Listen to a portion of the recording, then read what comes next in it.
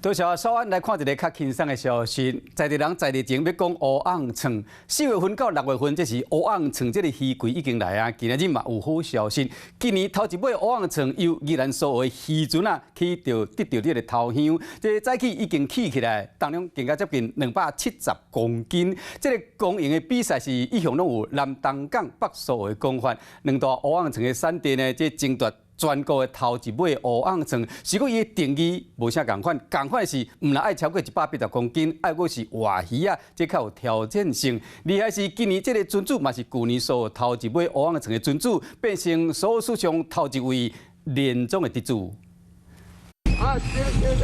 谢尊员将特别含新冠病馆的乌托路掠起来，装入船舱，马上停止作业，赶袂等来渔港。全部拢是因为这关系到全国第一乌托路比赛的输赢。比赛为什么？不知道嘞。紧张，稍微紧张啦，另外紧张啦。我都抱一下啦。千人伫渔港等待，船长的妈妈看到后生回来，随甲揽揽的，希望伊当顺利抢头香。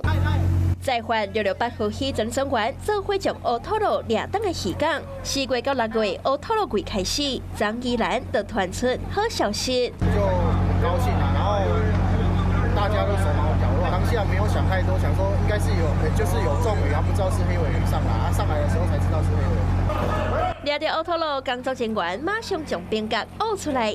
将近270公斤重，成功争做今年所有的第一乌托路，更加是全国第一。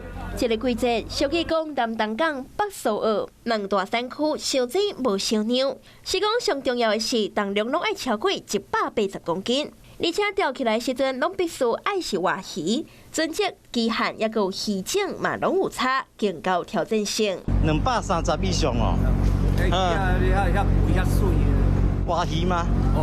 船长来！今年抢到头香30岁的船长，伫去年就抢下所有第一乌托路，今年更加抢下全国的第一乌托路，嘛才做所有历史上头一个连总的船长。